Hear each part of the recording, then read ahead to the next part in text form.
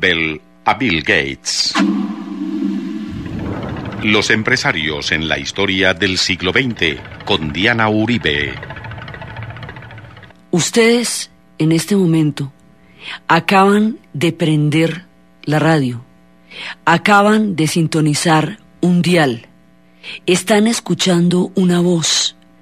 Esa voz la están escuchando muchas personas al mismo tiempo, en diferentes lugares, en diferentes actividades. Pueden estar en Llano Grande, en las fincas, o pueden estar en la noche apaciblemente leyendo.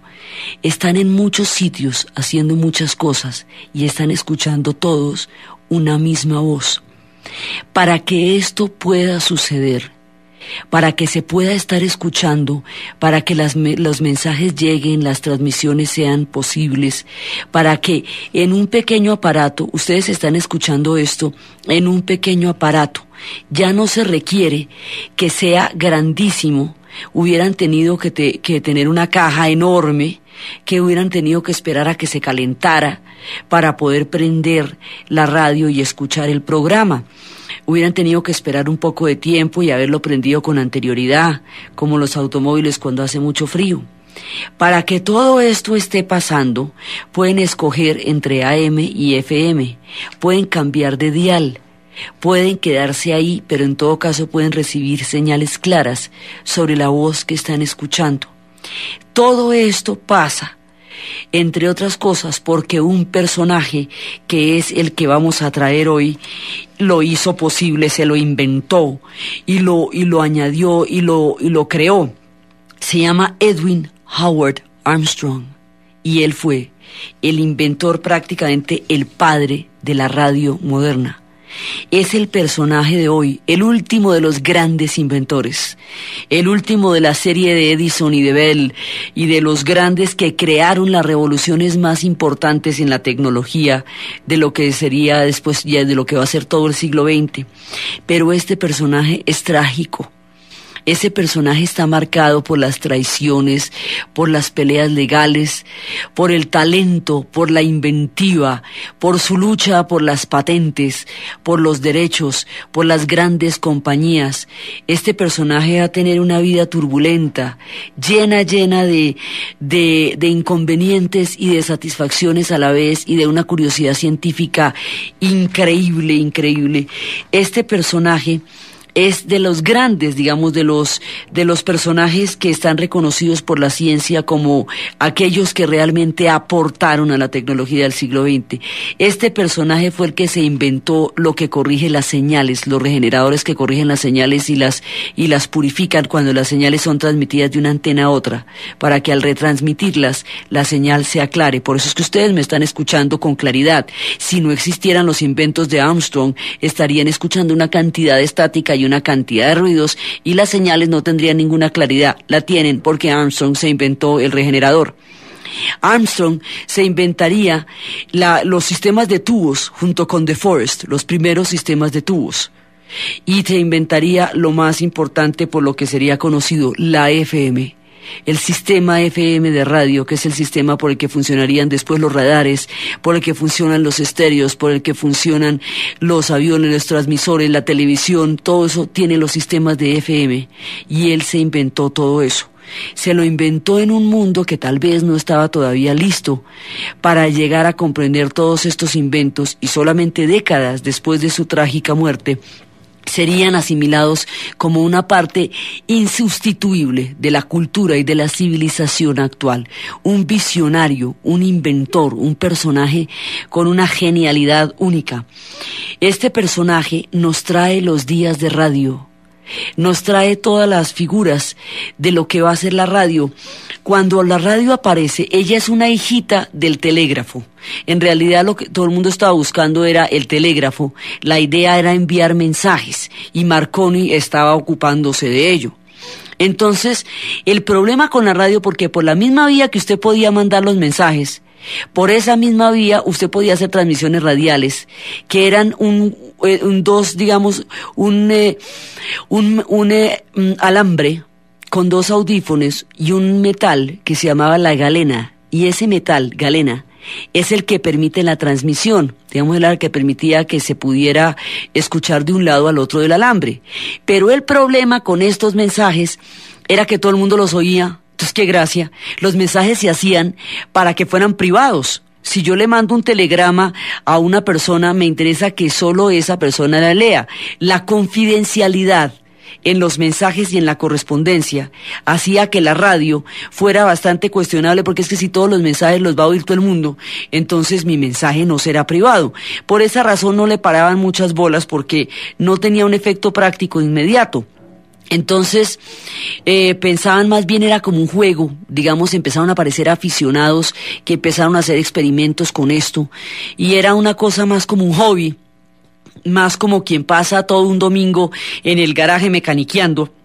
Pues sabían que había los que pasaban un domingo entero cacharreando con los alambres y la galena, y tratando de comunicarse con el de al lado, y era casi más un juego, casi más uno de estos hobbies extraños que caracteriza a la gente, que algo que prestara una utilidad inmediata. La cosa se vuelve importante cuando uno de los telegrafistas de los barcos que estaban cerca del Titanic recibe la señal y alcanza a avisar de la tragedia para los equipos de rescate. Entonces se dan cuenta que la radio puede ser importante, y que no solamente existen los mensajes privados, confidenciales, que son los que se transmiten a través de los telégrafos, sino que hay mensajes que son necesarios para todo el mundo, y que es necesario que una gran cantidad de gente o bastante gente lo escuche de una manera instantánea, a diferencia de la prensa. Hasta antes de la radio, el que se ocupaba de la difusión masiva de mensajes, más allá de, digamos, el que trascendía la carta o el que trascendía el telegrama, era el periódico. El periódico sí tenía la intención de difundir las ideas. No así el telégrafo, porque el telégrafo estaba hecho para los mensajes. Pero con el Titanic, con la emergencia del Titanic, se piensa muy seriamente en la necesidad de transmitir para varias personas de manera instantánea. De manera instantánea era realmente el quid del asunto. Algo que se necesita que mucha gente oiga. Entonces ya pasamos lo privado, la correspondencia, a meternos con un alcance social. Y ahí empieza la historia de la radio. Nadie se había metido con ella por ella misma, porque no se le veía en ese momento la necesidad. El hundimiento del Titanic crea la necesidad de que este tipo de mensajes sean reconocidos de una manera rápida. La radio fue surgiendo, y cuando la radio se empieza a popularizar, empieza a despertar suspicacias. Dicen que la radiodifusión toma a todo el mundo por sorpresa. Dicen que por los años 30 es cuando se populariza. Estamos inventándonos desde el telégrafo. La cosa está arrancando desde finales del siglo pasado, y a comienzos de este siglo se van dando todas las inventivas. Pero se popularizará en los años 30. Y cuando se populariza, la gente está finales de los 20 y comienzos de los 30.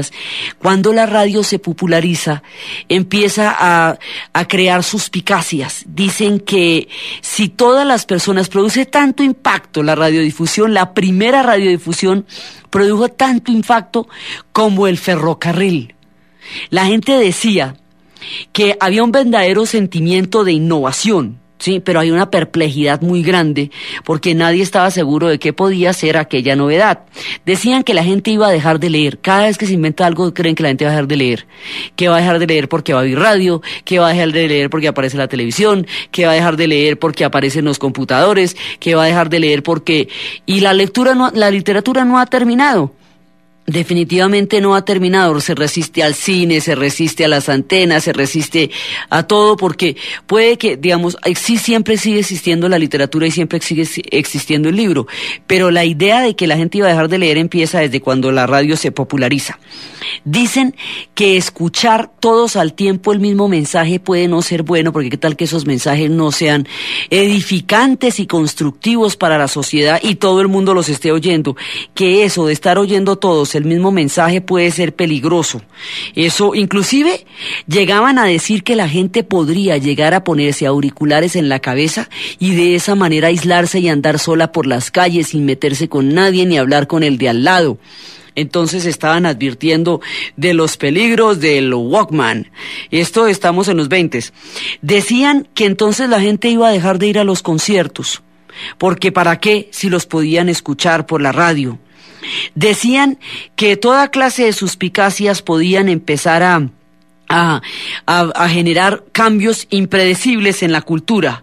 Decían de la radio y decían del ferrocarril en esa época, que los ferrocarriles, por ejemplo, podían despertar el ansia de las emociones a la velocidad y llegar a trastornar la sociedad mediante estos febriles y delirantes impulsos que podrían hacer de la gente frenética y amante de todas estas emociones fuertes. Entonces que por lo tanto uno y otro invento generaban muchísima suspicacia. La radio parecía una cosa sospechosísima, porque todo el mundo oyendo lo mismo. ¿De dónde? Eso de todas maneras era muy raro. Eso no era una cosa que la gente pudiera asimilar con facilidad. Las primeras transmisiones de radio se hicieron, las primeras fue una canción de una cantante inglesa, y luego fueron las transmisiones deportivas, un partido de béisbol en los Estados Unidos. Digamos, la radio se está perfeccionando al mismo tiempo en los Estados Unidos y en Europa. Porque acuérdense que lo que hemos visto de todos los inventos es que hay una relación simultánea en los procesos de creación. Y esos procesos de creación llegan a complementarse hasta traducirse en una mutación tecnológica. Y siempre hay un empresario que es el que los hace viables y los hizo conocer. Entonces, ese ciclo lo hemos visto en todos los sectores que hemos intentado y en todos los empresarios que hemos visto. Vemos la simultaneidad de los inventos, vemos la manera como se cruzan las variables para producir saltos tecnológicos, y a los empresarios que hacen que todo el mundo los conozca y que invierten, digamos, que son los que creen en el sueño, en la innovación, en la genialidad, en la idea, en la posibilidad, en la quimera, en lo que sea, pero creen, invierten y lo hacen posible, y sin ellos los inventos no se conocerían. Entonces, resulta que la radio empieza primero por la cantante inglesa, luego un partido de béisbol, y luego empieza la sátira a los poderosos.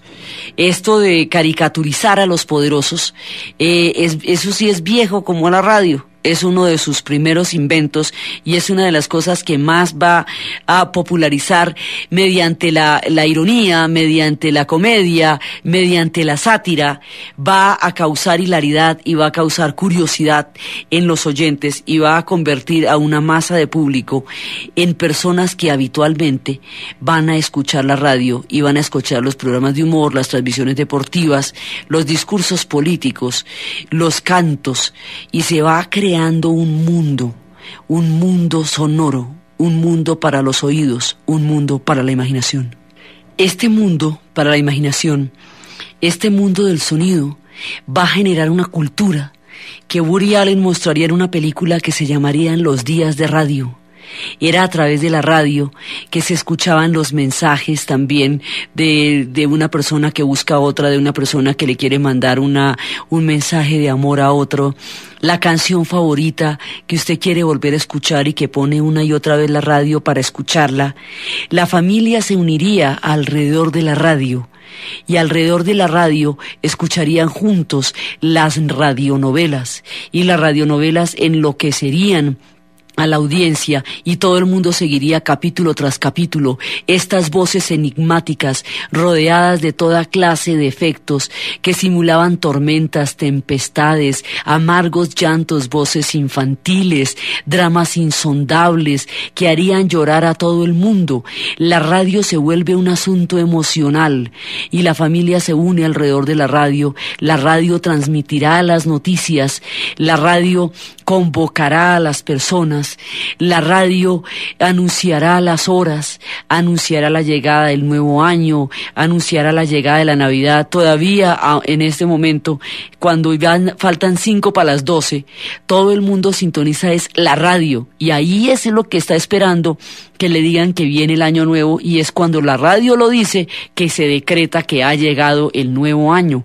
Esto de andar pegado a la radio, como estando acompañado, que a usted le susurren en el oído voces desde aparatos tan íntimas, tan cercanas, porque están en su casa, están al pie de su cama, están alrededor de sus actividades, que a usted le parece que esas voces son de la familia, le parece que se han criado con ellas y que tiene con esas voces la familiaridad más increíble. Este mundo de los días de radio va a llevar a las situaciones imaginativas más indescriptibles, como el día que Orson Welles, con solo la voz y la capacidad de crear y de imaginar, va a crear pánico en los Estados Unidos con la transmisión de la Guerra de los Mundos, leyendo un texto del escritor H.G. Wells, que se llamaba La Guerra de los Mundos. Este hombre va a convencer a los norteamericanos de que hay realmente una invasión extraterrestre y que es una situación de emergencia y que los extraterrestres nos están invadiendo. Y era un mundo donde no existía la imagen, era un mundo donde existía el sonido. Así que todo el mundo se sentaba a imaginar cómo era que los extraterrestres llegaban, y se la creyeron. Y causó un pánico general en los Estados Unidos, y el país entero estaba en ese momento consternado ante la invasión extraterrestre, con esa voz fuerte, profunda, enigmática que tenía Orson Welles, nuestro ciudadano Kane, tan involucrado tangencialmente entre los personajes que hemos estado visitando en todas estas historias. Entonces, esa voz de la radio puede crear el pánico de una invasión extraterrestre, así de poderosa es. Esa voz en la radio podía llegar a incitar y a inflamar las más profundas pasiones políticas, utilizada en la época del nazismo como un elemento de propaganda, que a través de la exaltación del discurso podía lanzar a la gente a las calles a apoyar algo tan demencial como el Tercer Reich. Esa voz que convocó De Gaulle en la BBC de Londres, tan pronto como había caído la Francia bajo los alemanes en la Segunda Guerra Mundial, esa voz en la que se decía que todos aquellos que no estuvieran de acuerdo con que Francia se rindiera ante los alemanes, se encontraran con él en un punto específico para organizar lo que se conocería en el mundo como la resistencia. De Gaulle llamaba a resistir, a no aguantar la dominación alemana de ninguna manera, porque eso sería indigno para el pueblo francés, y es a través de la radio y de la transmisión de la BBC que De Gaulle organiza la resistencia francesa, que crearía una Francia libre, que combatiría durante toda la guerra contra la invasión alemana y que sería la Francia del futuro. Es a través de la voz de la radio, como terminada la Segunda Guerra Mundial, cuando 200 japoneses se hicieron el harakiri frente al templo del emperador por no poder soportar la vergüenza de vivir en un país vencido y humillado por la derrota en la Segunda Guerra Mundial, y el emperador Hirohito, en un pueblo donde el culto al emperador es una religión que se llama el Shinto. La figura del emperador es divina, es de una naturaleza de Dios. Ese emperador divino de Dios, hijo del sol, del imperio del sol naciente, habla por primera vez en la radio para ordenar al pueblo japonés vivir. Les dice que la vida le pertenece a él, y como a él pertenece no se la pueden quitar, y en la medida en que no se la pueden quitar, él ordena vivir. Un Dios ha hablado por la radio. Es la primera vez que una transmisión divina se escucha, porque dentro del culto japonés era el mismísimo Dios descendiente del sol el que les está ordenando vivir, y solo por eso se salvan los japoneses, para poder conocer un nuevo futuro, porque del exterminio a sus propias manos, del suicidio generalizado, hubiera sido muy difícil sacarlos por una autoridad distinta a la divina, y hubiera sido muy difícil transmitirla por un medio diferente a la radio, porque la radio en ese momento sí alcanzaba a todos los japoneses, y fue la primera vez que se rompió ese hálito de distancia imperial y celeste que tenía el emperador japonés para escucharlo a través de las ondas de la radio. La radio la que ha dado, digamos, las voces de alarma, la radio la que decía en 1939, ese 1 de septiembre, que si a las 11 de la mañana las tropas alemanas no se retiraban de Polonia, Inglaterra le declaraba la guerra a Alemania, y que a las 11 de la mañana, al no haberse presentado ningún tipo de movilización de tropas respecto de la invasión de Polonia, declaraba en ese momento Alemania, en ese momento declaraba, Inglaterra le ha declarado la guerra a Alemania, ha empezado de esa manera, empezaba la Segunda Guerra Mundial. Esa radio donde Churchill se dirigió al pueblo inglés en el momento más desesperado de su historia, cuando Europa había caído toda, cuando los Estados Unidos no había entrado en la guerra, cuando corría el año de 1940, y en ese momento a Churchill se le encomendó la delicadísima misión de salvar la patria. En esa radio Churchill dijo: solo tengo para ofrecerles sangre, sudor y lágrimas. Y con eso empezaba a exigir el sacrificio más grande que el pueblo inglés ha hecho, con la palabra cotidiana, todos los días en las transmisiones de la radio. ¿Qué está haciendo usted para ganar la guerra? Cada uno de los ingleses tenía una tarea personal asignada, como por ejemplo, sembrar hortalizas en los jardines para que hubiera comida, apagar las luces de noche para que los bombardeos no detectaran los blancos con facilidad, correr a los refugios en el momento en que estuvieran las sirenas. Toda una actividad colectiva para resistir el terrible bombardeo alemán sobre Londres. Y eso se hacía a través de la BBC. La BBC era la que permanentemente alentaba no solamente a los británicos, sino a todos los europeos, porque era la única que se estaba transmitiendo, era la única que estaban escuchando todos, y se había convertido en la voz de la resistencia, se había convertido en la voz de la libertad, y era la que todos escuchaban. Esas transmisiones radiales que los alemanes detectaban en esos camiones terribles, donde se cerraba toda una cuadra, y en el momento que se escuchara una transmisión, ahí en ese momento derrumbaban el edificio hasta encontrar el origen y matar a la persona que lo hacía. Esa radio, a través de las cuales todo el mundo escuchó la Segunda Guerra Mundial, esa misma radio, a través de las cuales ya en los 50 se escucharía un sonido completamente nuevo, que le daría a una generación un mundo cultural que antes no existiría.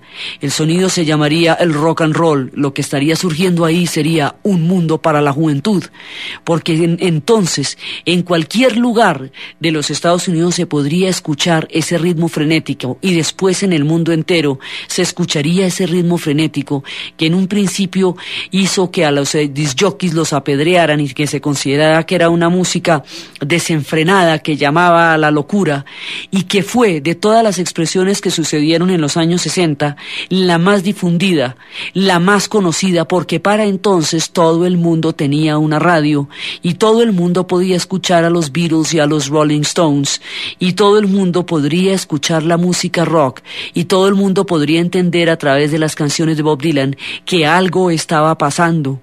Y de lo que estaba pasando surgiría después el movimiento para parar la guerra del Vietnam, y ese movimiento llevaría virtualmente, junto con la derrota militar en los campos de Vietnam, a la retirada de tropas norteamericanas en el territorio destruido por la tragedia y la guerra que había sido Vietnam, y en la división política profunda que los Estados Unidos había tenido a través de ese amargo conflicto. Pero todo el mundo se fue conectando, la generación que marchó contra la guerra de Vietnam, la generación que propuso el hipismo como una alternativa utópica frente a la sociedad de consumo, escuchó a través de la radio la música rock, y esa música se convirtió en cronista de una época, de historias que están mucho más cantadas que contadas. Y esa música se convirtió también en una convocatoria, como en una señal de que había tiempos nuevos, y eso se escuchó por la radio. En cada lugar, en cada extremo de la vasta geografía donde tuvo lugar ese movimiento, se escuchaba por la radio, y luego el mundo entero los escuchó por la radio. Esa radio que ha recorrido el siglo XX como una columna vertebral de un extremo al otro, esa radio donde se transmiten los mensajes urgentes, esa radio donde en tiempos de desastre se anuncian las tragedias tanto como las operaciones de salvamento, esa radio que ha recorrido nuestra quebradísima geografía, absolutamente montañosa e inacible durante muchísimos años por cualquier otro medio distinto de la radio. Por eso es tan desarrollada, porque no existía otra manera de vulnerar nuestras gigantescas e imponentes montañas de la cordillera de los Andes, como no fuera por esa radio que durante tanto tiempo convocó a todo el mundo con sus canciones melosas, con sus mensajes, con sus concursos, con sus historias, con sus secretos, con sus radionovelas, con sus historias de suspenso, con sus programas de variedades, esa radio en torno a la cual se reunía la familia y la mujer tejía y el hombre miraba, leía y todos los demás estaban alrededor de la radio. Esa radio que durante mucho tiempo fue la imagen, durante mucho tiempo fue, digamos, el referente que el mundo tenía de lo que estaba pasando. Antes de que existiera la imagen existía el sonido, y el sonido conectaba la imaginación del mundo a través de este aparato y de esta transmisión. Esa radio a través de la cual todavía se pueden escuchar grandes historias, porque en la medida en que no se ven, la imaginación hace todo el trabajo. La voz es el vehículo para activar la poderosa imaginación de quien a través del oído le llegan las historias desde los lugares más remotos. Esa radio donde uno puede transmitir los climas y las nevadas y puede crear los ambientes y las sensaciones con armas no distintas a la palabra misma. Esa radio que ha creado todo un espectro, todo un imaginario. Esa radio que ni siquiera derrotaron las grandes imágenes, porque todavía los adolescentes viven pegados a la radio y todavía a través de la radio es que se comunican y con los disjockeys es que hablan. Toda esa radio que ha permeado la cultura tiene un desarrollo, y ese desarrollo tiene un papá, como muchos, hay muchos inventores al mismo tiempo, pero el que realmente da la forma como es este trágico personaje que es Edwin Howard Armstrong. Este personaje que nos hace posible la radio, que nos hace posible la FM, que nos hace posible escuchar fidelidad de sonido y escuchar dos canales distintos de transmisión, ese personaje que nos hace posible la claridad de las señales, que hace posible que podamos sintonizar, ese personaje que posibilita que el dial se quede en un solo lugar y que no salte de un extremo a otro, y que la señal se quede fija en ese dial. Ese personaje creó las condiciones técnicas para la radio. Es el inventor, digamos, de lo que la radio puede ser a nivel tecnológico. Él lo hizo. Este personaje nació en Manhattan en 1890 de una familia clerical presbiteriana sumamente religiosa, en un lugar donde ya no hay este tipo de comunidades, y era un chico de clase media como cualquier otro, pero tuvo fiebres reumáticas durante toda su infancia, y esto lo tuvo 2 años por fuera del colegio. Le dejó un tic en el hombro y en la mandíbula que lo acompañaría por el resto de su vida, y lo volvió un chico circunspecto, bastante serio. Esos 2 años en los que no jugó en los jardines y en los patios del colegio lo volvieron un tipo circunspecto. Estaba completamente fascinado por las aventuras de Marconi y aprendería de él cosas que a Marconi mismo lo hubieran sorprendido más allá de lo imaginable. Este personaje, fascinado con Marconi, fascinado con lo inalámbrico, con la transmisión sin hilos, este personaje estudiaría ingeniería eléctrica para llevar a cabo esa profunda necesidad, esa curiosidad tan grande con la naturaleza y con la electricidad. Estudiaría ingeniería eléctrica en Columbia en 1913. Y cuando todavía no se había graduado, empezó con uno de sus grandes descubrimientos, que van a ser muchísimos: el regenerador. El regenerador coge la señal que se transmite de un lugar a otro, la coge y la purifica, la amplifica, la limpia y la vuelve a transmitir. digamos, de alguna manera, como habíamos visto que era la corriente alterna, que era la que recibía todo el fluido y era capaz de degradarlo para poderlo usar en electrodomésticos, que fue lo que hizo Westinghouse. Este personaje va a ser un poco más o menos lo mismo a la inversa con el regenerador. El regenerador coge la señal y la purifica, la amplifica y la lleva por diferentes lugares. Entonces, lo que hay, digamos, la posibilidad de claridad y de nitidez que esta transmisión puede tener es por el regenerador que inventa Edwin Armstrong. Y él está, simultáneamente, hay otro personaje que está inventando lo mismo que él inventó, que son los tubos de audición. Esos tubos, ¿se acuerdan ustedes que la radio antes era grandota, eran unos armatorostes? La cosa más impresionante es casi del tamaño pues de un televisor, porque tenían tubos. Esos tubos se calentaban, digamos, esos tubos a veces de unos gases se calentaban, y eran tubos de audición. Y esos tubos los inventó Lee De Forest, y los inventó también al mismo tiempo Armstrong, y Armstrong los supo utilizar mejor porque fue capaz de crearle retroalimentación y de amplificarlos, de hacerlos estables, ¿sí? Y de perfeccionarlos para poder lograr las transmisiones radiales. Entonces, al tener la retroalimentación, al amplificarlos, al poder lograr controlar la oscilación, al hacerlos muchísimo más sensibles, al hacerlos capaces de recibir las radiotransmisiones, logró mejorar el invento a niveles increíbles. Esta capacidad de entender y mejorar el invento que originalmente había concebido Lee De Forest lo volvió loco a Lee De Forest, porque la competencia que va a haber por los inventos va a ser a muerte, porque todo el mundo hemos visto a través del automóvil y a través de muchos de estos renglones que los inventos se están haciendo simultáneamente, solo que uno alcanza a patentarlo antes que el otro, o que uno lo mejora antes que el otro, y así. Entonces, entre él y De Forest va a haber una competencia como la que hubo entre Thomas Alva Edison y Westinghouse, o como la que hubo entre Pulitzer y Hearst, amargas competencias que han marcado ciclos de dolor y de rabia, de venganzas y de traiciones entre los inventores, porque generalmente en estas carreras han perdido ambos. Ha ganado la tecnología y ha ganado la revolución industrial, pero los personajes que se trenzan en estas peleas, fíjense, por ejemplo, acuérdense de Pulitzer, como era un tipo absolutamente ético, pero metido en una pelea de estas fue capaz de traicionar sus propios principios e incurrir en la falsedad y en el amarillismo con tal de ganarle la carrera a Hearst. Bueno, pues a este le va a pasar poco más o menos lo mismo. Estos se van a meter en una pelea legal por las patentes, la cosa más impresionante que ustedes se imaginen. Entonces, este personaje, Lee De Forest, empieza a demandarlo y empiezan a estar apoyados por diferentes compañías. Entonces, a él lo apoyará la AT&T, y al otro, y a Armstrong lo va a apoyar la RCA Victor, que en ese momento empieza también. Y esta pelea va a ser terrible. Van a ir a la corte.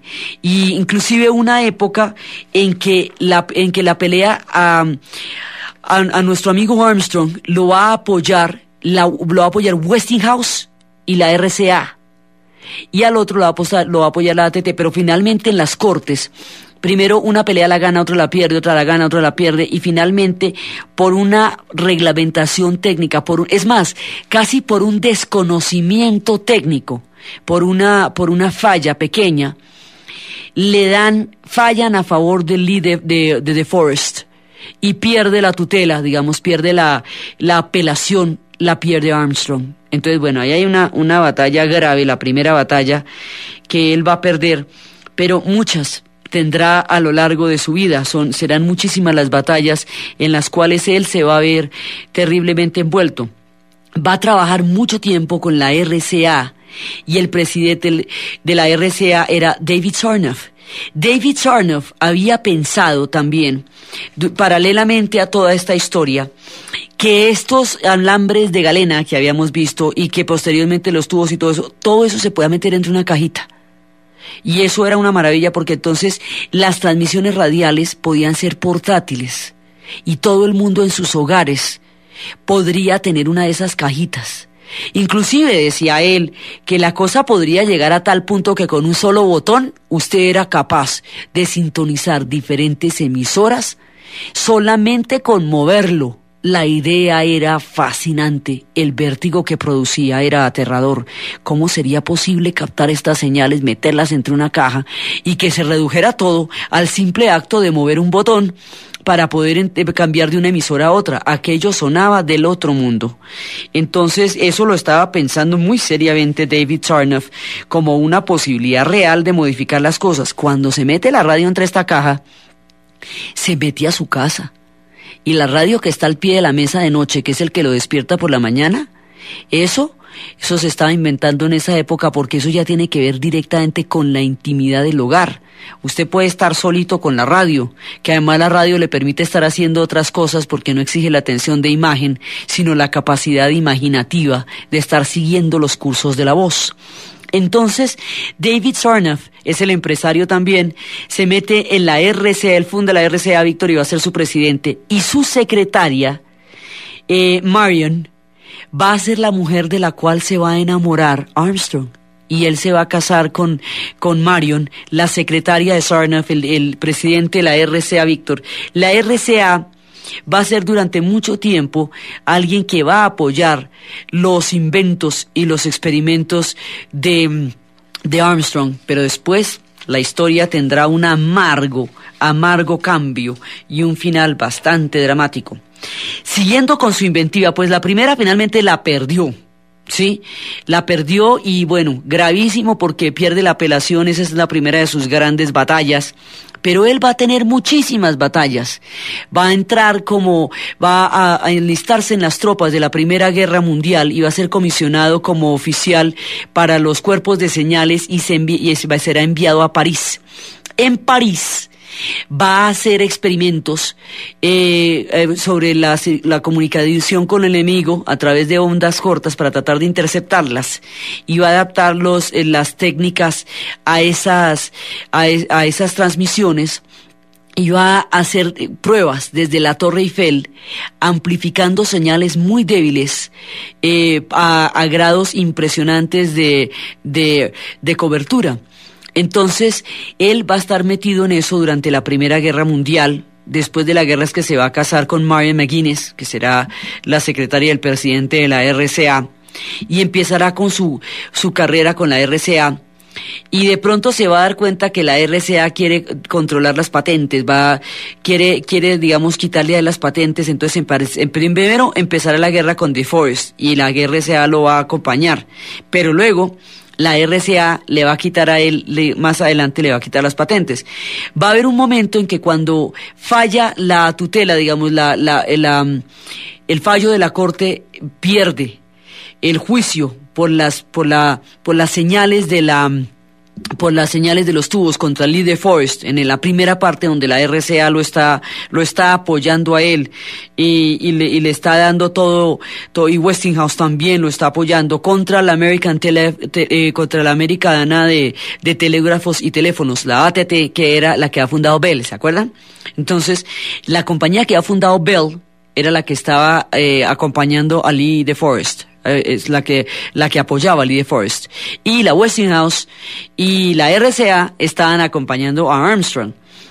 Armstrong la pierde por un tecnicismo, y ya para entonces él había sido condecorado por el Instituto de Ingenieros Radiales con la medalla de honor por su invención, y ellos se rehúsan a quitarle la medalla, y más adelante, ya en el 41, esa medalla será reafirmada por el Instituto Franklin, que le va a dar el honor del máximo honor de la ciencia, que era la medalla de Franklin. Entonces él continúa con su carrera de inventos, con sus amplificaciones, con el audión, con los experimentos con los tubos. Va a encontrar todas esas nuevas formas de hacer la radio que él va dando. Y de pronto, él va a resolver un problema muy grande. Resulta que lo que nosotros llamamos AM es una manera, o sea, amplitud modulada, es una manera de medir las transmisiones radiales a través de la amplitud de una onda.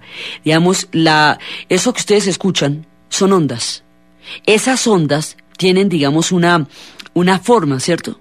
Esa forma y esa, digamos, lo que va del comienzo de una onda al fin de una onda es lo que llamamos amplitud. La amplitud modulada es lo que llamamos AM, y es el sistema de transmisión de AM en la radio. Ese sistema de transmisión tenía muchos ruidos, de todas maneras, y tenía estática, y él va a considerar que para purificar el sonido que se transmite a través de la AM hay que cambiar el patrón de medida.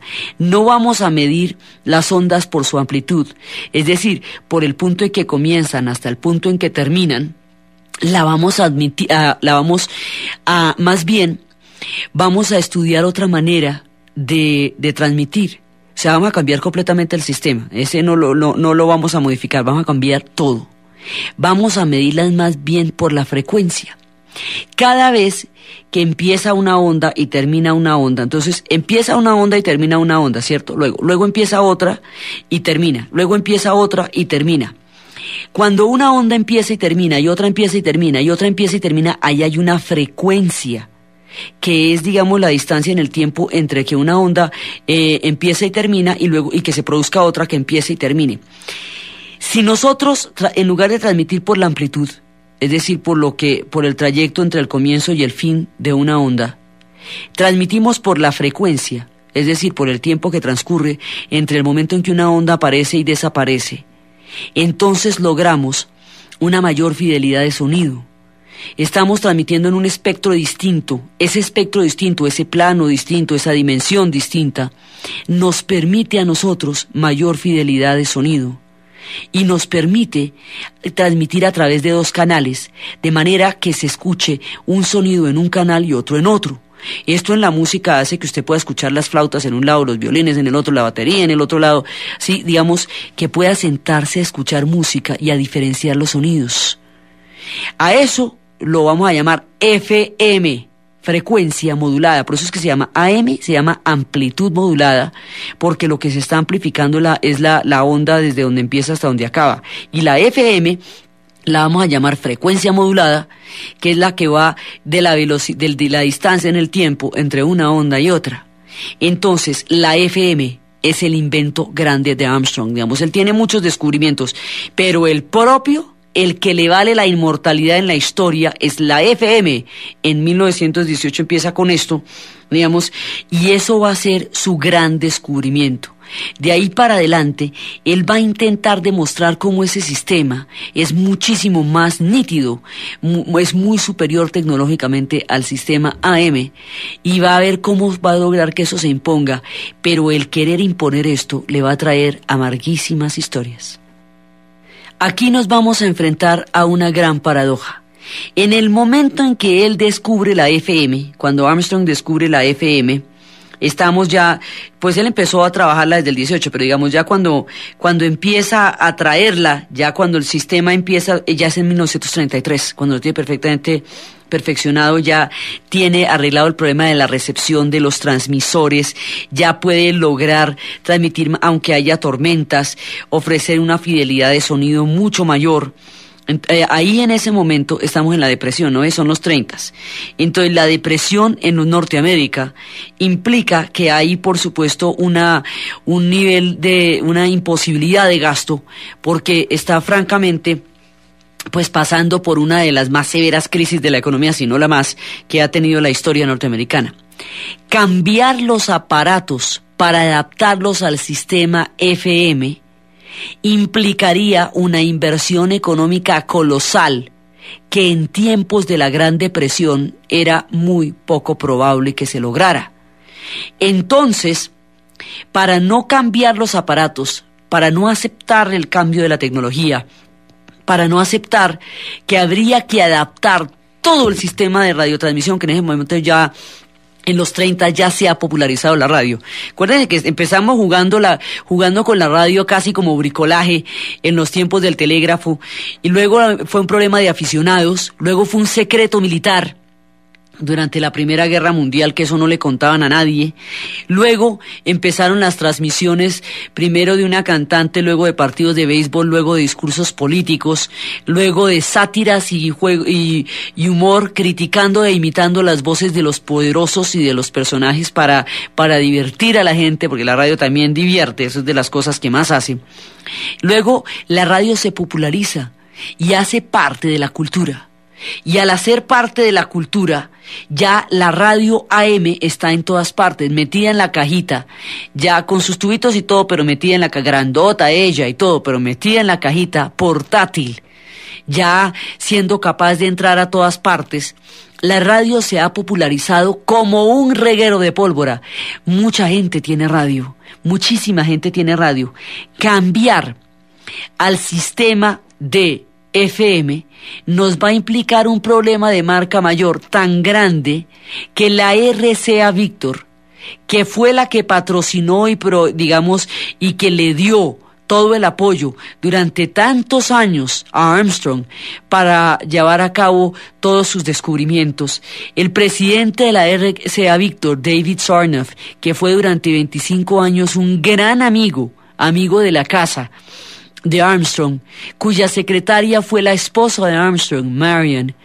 Este personaje, que fue, digamos, el empresario genial que montó la industria, y que, digamos, siempre hubo esta sociedad entre los empresarios y los inventores, y era a través del trabajo conjunto entre estos dos hombres también que se podía llevar adelante este tipo de descubrimientos. Armstrong estaba en la Universidad de Columbia, fue profesor toda la vida de la Universidad de Columbia, hizo gigantescas fortunas con las patentes, vendía las patentes y con eso hacía unas fortunas impresionantes, llegó a ser un multimillonario.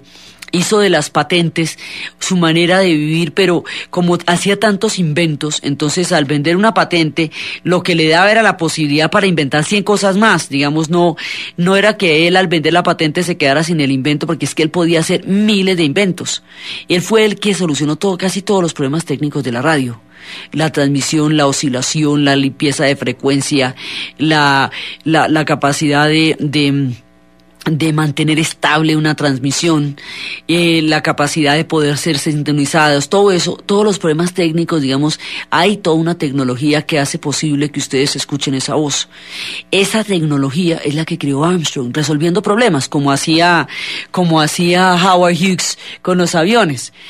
Lo mismo que Howard Hughes resolvió los problemas de presión en el avión, de la presurización del avión, de la altura, de la altitud para lograr mayor velocidad, del tren de aterrizaje para que el riesgo fuera mucho menor. Bueno, lo mismo hace Armstrong en la radio, exactamente lo mismo.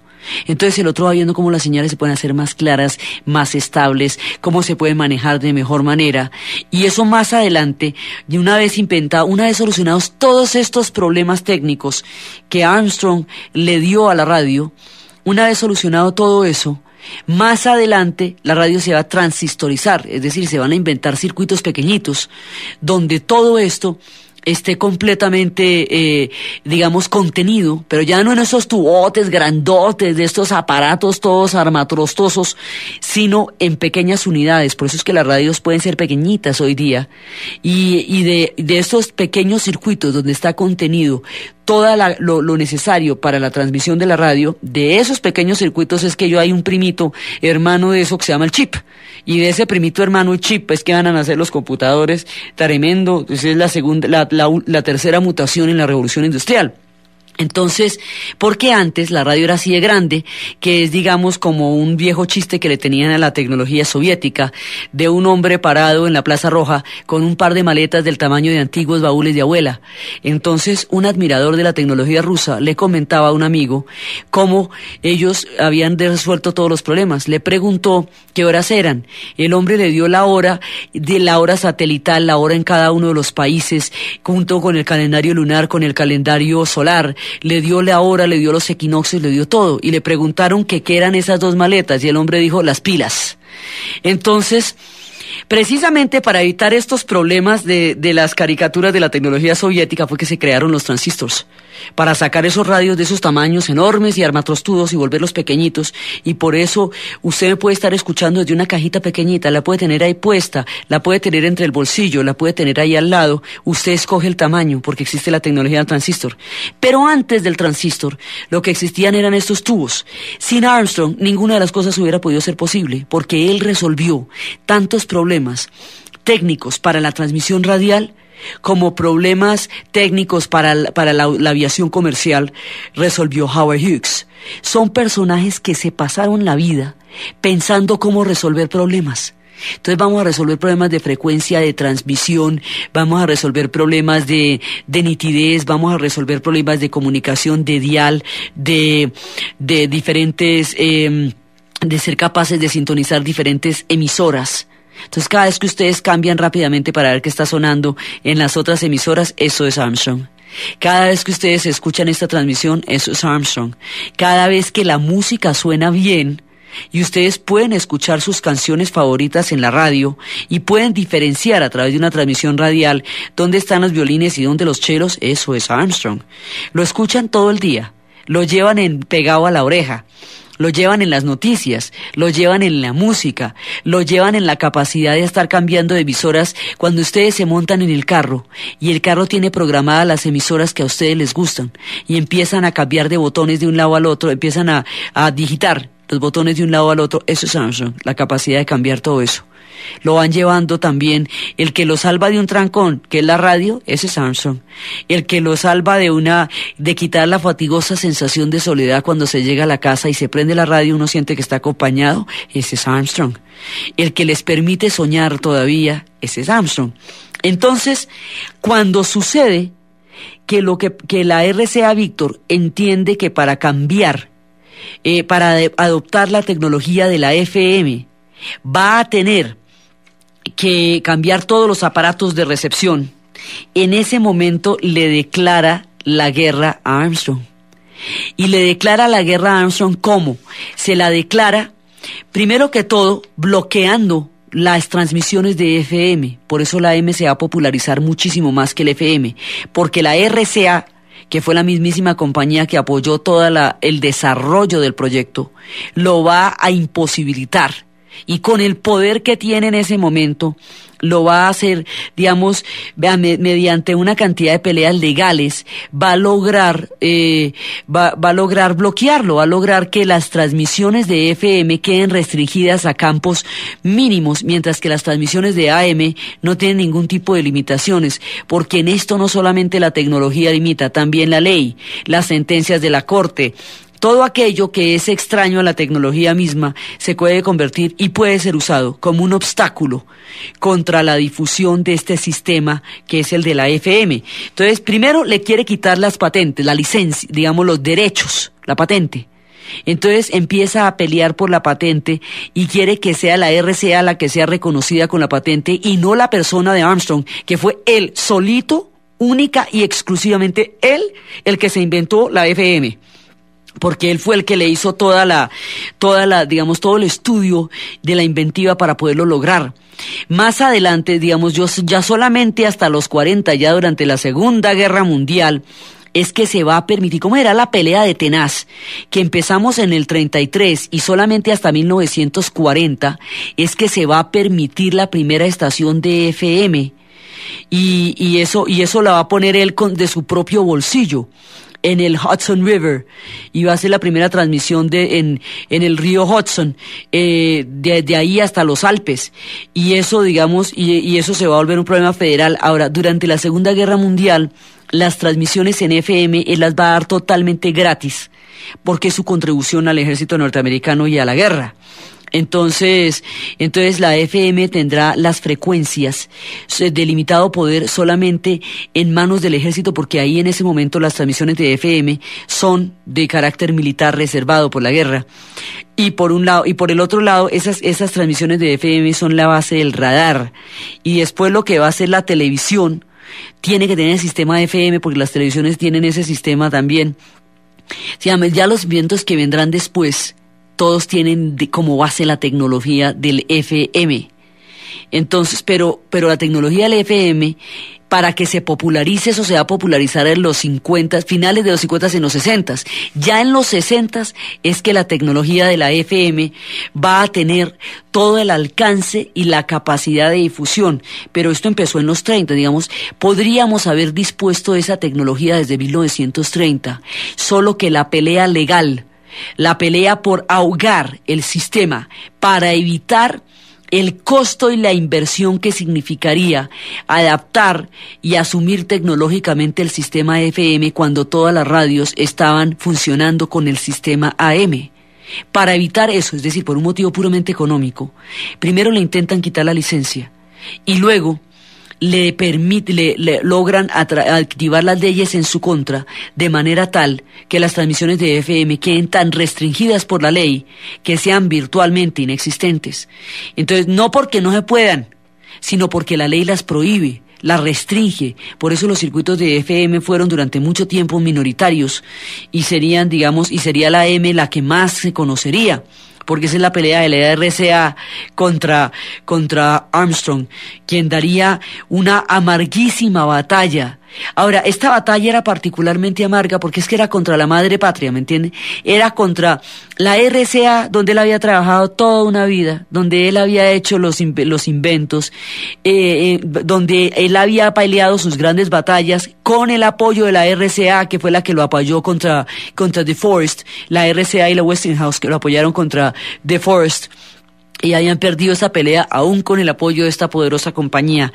Allí donde conoció a la que fue su mujer toda la vida y a la que fue su viuda, que fue a Marion, la secretaria del presidente. El presidente que fue su gran amigo de toda la vida. Acuérdense que todos los inventores también están ligados a una gran empresa, como Westinghouse a todas las que creó, como Bell estuvo tanto tiempo después también a la AT&T, como Edison creó su empresa y Ford estuvo también ligado a Edison durante mucho tiempo. Digamos, los inventores y los empresarios se combinan y a veces la misma figura la representa una sola persona, y es en esas empresas especies de úteros o de matrices donde alguien va a tener las condiciones para poder desarrollar sus inventos. Entonces, digamos, como la casa matriz donde se desarrolló toda la inventiva o buena parte de la inventiva de Armstrong, va a ser la RCA, y por supuesto su hogar, que era Columbia, donde siempre fue profesor. Esa misma RCA le volteó la espalda e intentó tumbarle las patentes. Y su gran amigo de 25 años de vida, 25 años juntos, que fue el presidente de la RCA, este personaje cuya secretaria fue su esposa, ese personaje que fue el que se le ocurrió meter en una cajita lo que van a hacer las radios y podérsela llevar a la gente a las casas. Ese personaje, digamos, que tiene tantas miradas, lo traiciona. David Sarnoff lo traiciona. Y esta pelea ya es tan amarga, porque es que esta sí es ya, mejor dicho, ya es con los amigos, ¿me entiende? Y como con la empresa, ya es una cosa muchísimo más, es un caso de ingratitud, de traición, de que uno llega a ver, dicen, pero ¿por qué la naturaleza humana a veces se voltea de esas maneras tan terribles y tan mezquinas contra aquellos que no han hecho sino darle, él no hizo sino darles su genio, su talento, su amistad, y por un problema económico que era la inversión en la reconversión hacia el sistema FM, le declaran la guerra a él. Entonces, él queda tan amargo, mejor dicho, ya es tan dura la cosa, y ya son tantas las peleas que ha peleado, porque es que peleó primero por el derecho de reconocimiento de las patentes, luego contra Lee DeForest, que en eso se le van a ir 12 años de tribunales y de juicios y de veredictos, y ya cansado, ya agotado de la vida, le toca la pelea más grande de todas, que es contra, como dicen, que no hay cuña que más apriete que la del mismo palo. Entonces eso le va a tocar contra los mismos suyos, contra su amigo, contra su empresa, contra toda la gente con la que él sentía, digamos, lazos profundos. Entonces esta pelea, por ese carácter tan sentimentalmente complejo, lo va a amargar profundamente, lo va a amargar de una manera donde él dice yo ya no soy capaz de dar más a ello, ya he peleado toda la vida, he inventado muchas cosas, he hecho grandes fortunas, he conocido muchas cosas, pero yo ya no tengo fuerzas, y ese carácter visionario que él tuvo, o sea, él se adelanta a su tiempo unos 50 años, cuando le está dando todas estas peleas, será después la historia la que le dé toda la razón. Hoy por hoy todos los equipos son de FM, hoy por hoy los televisores son de FM, las transmisiones son de FM, todas las señales son de FM, hoy por hoy su tecnología es reconocida como la tecnología que se habría de imponer en el mundo. Pero como se la inventó 50 años antes, en el momento en que no estaba ni siquiera para entender la importancia de su invento o para aceptar con veracidad la contribución tan gigantesca que él estaba haciendo al mundo de la radio, que lo convertiría en el padre de la radio. Así que, llevado de la amargura, pues, mejor dicho, sin saber ya qué hacer con toda esta cantidad de problemas, de sinsabores, de peleas legales, habiendo pasado casi tanto tiempo en las cortes como pasó inventando y resolviendo problemas de los que le fascinaban, un día de 1954, este hombre, en un día de frío, llegó, se puso el sombrero, se puso los guantes, se puso la bufanda, abrió la ventana de su 13º piso y se arrojó por la ventana y se mató. Y se suicidó en un rapto de depresión, en un rapto de desengaño y en un rapto de agotamiento, de haber peleado contra todos los que habían sido sus amigos por el derecho a hacer valer sus inventos. Por eso decíamos que era una historia trágica, porque es una historia es una epopeya de la radio, como es una historia de traiciones, como es una historia de genialidad, como es una historia de desengaños, y también es una utopía también de todo lo que sería la radio. Entonces todas estas historias de amor y dolor están metidas como las radionovelas en el desarrollo y en la invención misma de la radio. Gracias. De Graham Bell a Bill Gates. Los empresarios en la historia del siglo XX, con Diana Uribe. Entre otras cosas porque un personaje que es el que vamos a traer hoy lo hizo posible, se lo inventó y lo añadió y lo creó. Se llama Edwin Howard Armstrong y él fue el inventor, prácticamente el padre de la radio moderna. Es el personaje de hoy, el último de los grandes inventores, el último de la serie de Edison y de Bell y de los grandes que crearon las revoluciones más importantes en la tecnología de lo que sería después ya de lo que va a ser todo el siglo XX. Pero este personaje es trágico. Ese personaje está marcado por las traiciones, por las peleas legales, por el talento, por la inventiva, por su lucha por las patentes, por los derechos, por las grandes compañías. Este personaje va a tener una vida turbulenta, llena de inconvenientes y de satisfacciones a la vez y de una curiosidad científica increíble. Este personaje es de los grandes, digamos, de los personajes que están reconocidos por la ciencia como aquellos que realmente aportaron a la tecnología del siglo XX. Este personaje fue el que se inventó lo que corrige las señales, los regeneradores que corrigen las señales y las purifican cuando las señales son transmitidas de una antena a otra, para que al retransmitirlas la señal se aclare. Por eso es que ustedes me están escuchando con claridad. Si no existieran los inventos de Armstrong, estarían escuchando una cantidad estática y una cantidad de ruidos y las señales no tendrían ninguna claridad. La tienen porque Armstrong se inventó el regenerador. Armstrong se inventaría los sistemas de tubos junto con De Forest, los primeros sistemas de tubos, y se inventaría lo más importante por lo que sería conocido, la FM. El sistema FM de radio, que es el sistema por el que funcionarían después los radares, por el que funcionan los estéreos, por el que funcionan los aviones, los transmisores, la televisión, todo eso tiene los sistemas de FM, y él se inventó todo eso. Se lo inventó en un mundo que tal vez no estaba todavía listo para llegar a comprender todos estos inventos, y solamente décadas después de su trágica muerte serían asimilados como una parte insustituible de la cultura y de la civilización actual. Un visionario, un inventor, un personaje con una genialidad única. Este personaje nos trae los días de radio, nos trae todas las figuras de lo que va a ser la radio. Cuando la radio aparece, ella es una hijita del telégrafo. En realidad lo que todo el mundo estaba buscando era el telégrafo. La idea era enviar mensajes y Marconi estaba ocupándose de ello. Entonces, el problema con la radio, porque por la misma vía que usted podía mandar, y inclusive una época en que la pelea a nuestro amigo Armstrong lo va a apoyar Westinghouse y la RCA. Y al otro lo va a apoyar la AT&T, pero finalmente en las cortes, primero una pelea la gana, otra la pierde, otra la gana, otra la pierde, y finalmente por una reglamentación técnica, es más, casi por un desconocimiento técnico, por una falla pequeña, fallan a favor del líder de DeForest, y pierde la tutela, digamos, pierde la apelación, la pierde Armstrong. Entonces, bueno, ahí hay una batalla grave, la primera batalla que él va a perder, pero muchas tendrá a lo largo de su vida. Serán muchísimas las batallas en las cuales él se va a ver terriblemente envuelto. Va a trabajar mucho tiempo con la RCA, y el presidente de la RCA era David Sarnoff.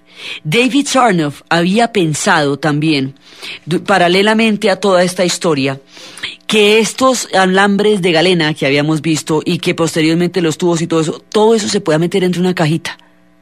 Y eso era una maravilla, porque entonces las transmisiones radiales podían ser portátiles y todo el mundo en sus hogares podría tener una de esas cajitas.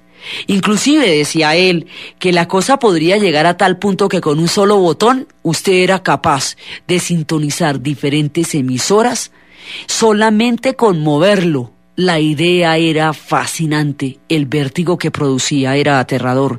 ¿Cómo sería posible captar estas señales, meterlas entre una caja y que se redujera todo al simple acto de mover un botón para poder cambiar de una emisora a otra? Aquello sonaba del otro mundo.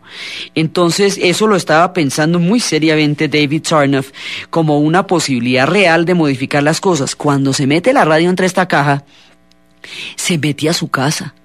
Y la radio que está al pie de la mesa de noche, que es el que lo despierta por la mañana, eso se estaba inventando en esa época, porque eso ya tiene que ver directamente con la intimidad del hogar.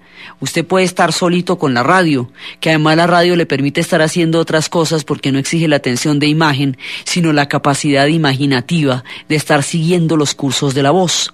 Entonces, David Sarnoff es el empresario también, se mete en la RCA, él funda la RCA Victor y va a ser su presidente, y su secretaria, Marion, va a ser la mujer de la cual se va a enamorar Armstrong, y él se va a casar con Marion, la secretaria de Sarnoff, el presidente de la RCA Victor. La RCA va a ser durante mucho tiempo alguien que va a apoyar los inventos y los experimentos de Armstrong, pero después esas transmisiones de FM son la base del radar, y después lo que va a ser la televisión tiene que tener el sistema de FM, porque las televisiones tienen ese sistema también. Ya los inventos que vendrán después, todos tienen como base la tecnología del FM.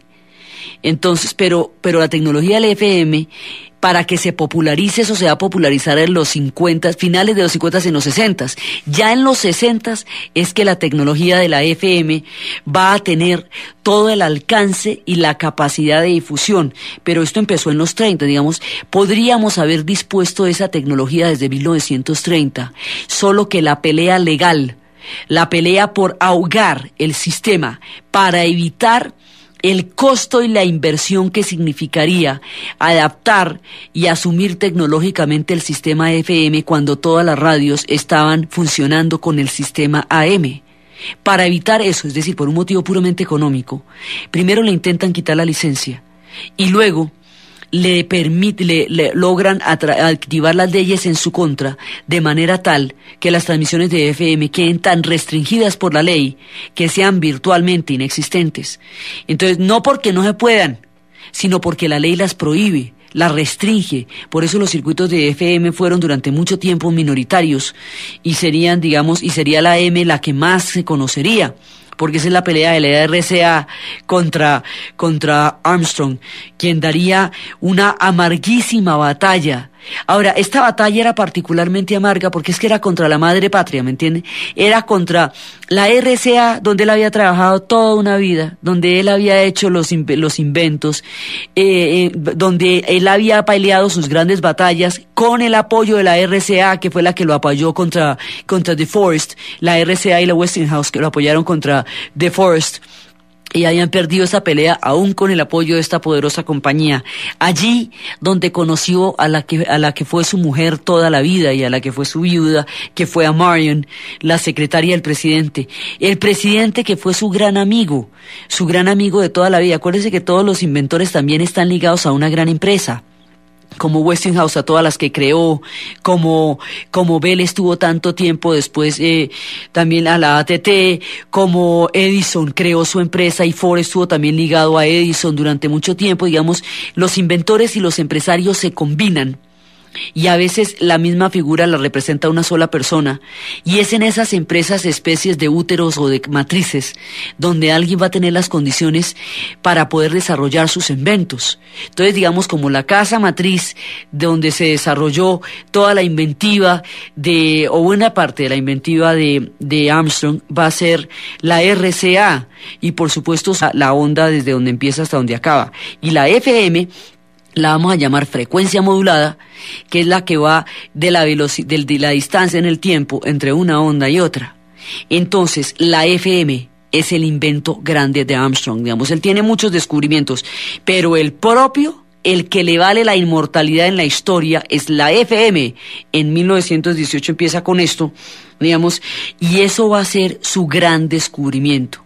De ahí para adelante, él va a intentar demostrar cómo ese sistema es muchísimo más nítido, es muy superior tecnológicamente al sistema AM, y va a ver cómo va a lograr que eso se imponga, pero el querer imponer esto le va a traer amarguísimas historias. Aquí nos vamos a enfrentar a una gran paradoja.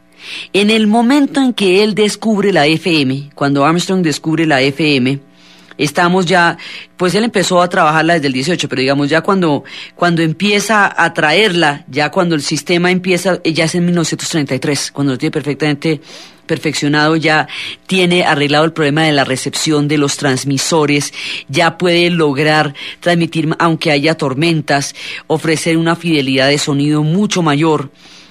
Ahí en ese momento estamos en la depresión, ¿no? Son los 30.